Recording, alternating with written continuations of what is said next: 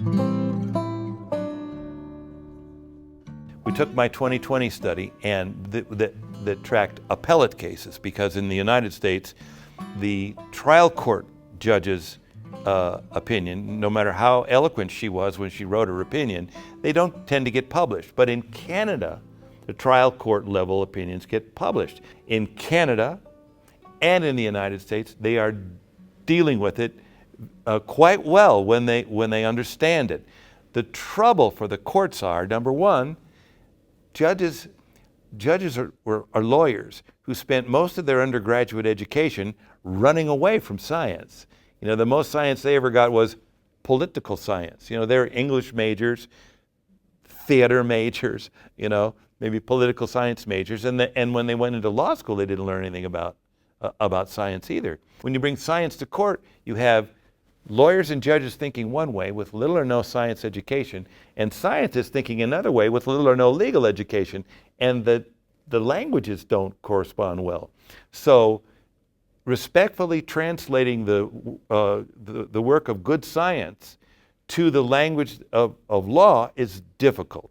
And so bridging that gap, I've been working to bridge that gap in the last 25 to 30 years with my publications with Thomson Reuters West.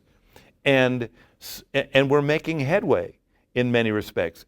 And we're seeing a serious backfire effect among the anti-reunification therapy, anti-parental alienation, anti-brainwashing, Clayware and Rivlin call it brainwashing, among those folks. And so these are some of the conundrums that we deal with in the court system. Remember that the tobacco industry spent decades pumping out crap science saying, hey, a Chesterfield, doctor's choice is a Chesterfield, you know, calms you down after a hard day's work, and saying, you know, no problem here. The flame retardant industry did the same. The climate, you know, the oil and gas industry did the same. We're facing the same thing with behavioral sciences about abusive parents in the courts. This is a really difficult task for judges, and they need respect and help because they're just trying to save the kids from a terrible situation. What we see happening in the climate of misinformation and in these polarized times are people who are overwhelmed by what the epistemologists call willful hermeneutical blindness. That's a fancy philosophical phrase, which means hermeneutics is the philosophical orientation for interpreting data, interpreting things, right? And when you have willful interpretation, interpreting blindness, and a strong backfire effect, to try to explain to people, you got it wrong here.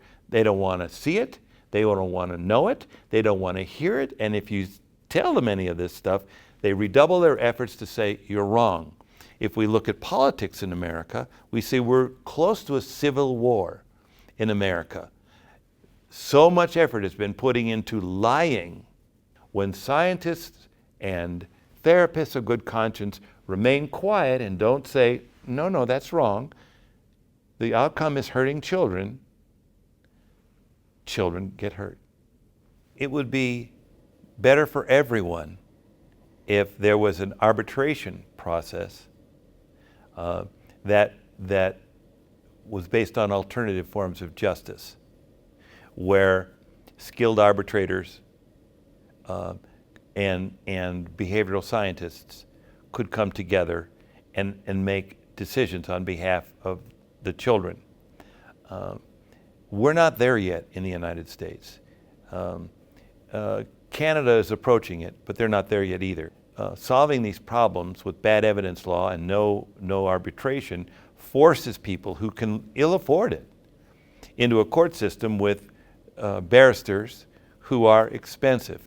And we won't get there for a while because we see with the laws that are being passed in the states that are based on misinformation and junk non-science. And I say that as someone who had scientific methodology literally beaten into me at the New School for Social Research in the late 1960s. and been teaching science methodology for decades. These are not scientists that are saying these kinds of things. If you look closely at the kinds of behavior of the people that facilitate and enable this anti-science, this anti-PA, you look closely at what they say. Like, for example, Joan Meyer relies on a woman named Neustein, Dr.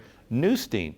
And Dr. Neustein says all sorts of things, and Myers quotes her as an authority. Well, if you look at Dr. Neustein's own case, the court, after looking closely at her, said she's a danger to her children. If you analyze what is the quality of decision-making of these kinds of people, you see kind of what we're up against here. Be in court to do what's best for the children. Determine which of the two parents is going to be the better parent for these children, and which one is engaged in serious pathology and undercutting and emotionally abusing the children. It should be clear, and if it's not clear, it's what we call sort of a hybrid model, or they're both alienators.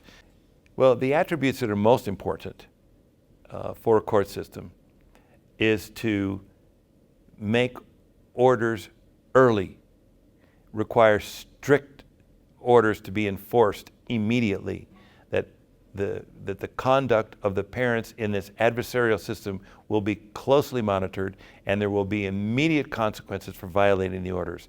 You may not badmouth the other parent. You may not talk about the case. You may not undercut the other parent's time with the child. You may not, etc., etc. Saying what to do. Do it immediately, do it early, and enforce your orders so that you stop the bad behavior, and then and you let the parents know you're going to monitor their behavior.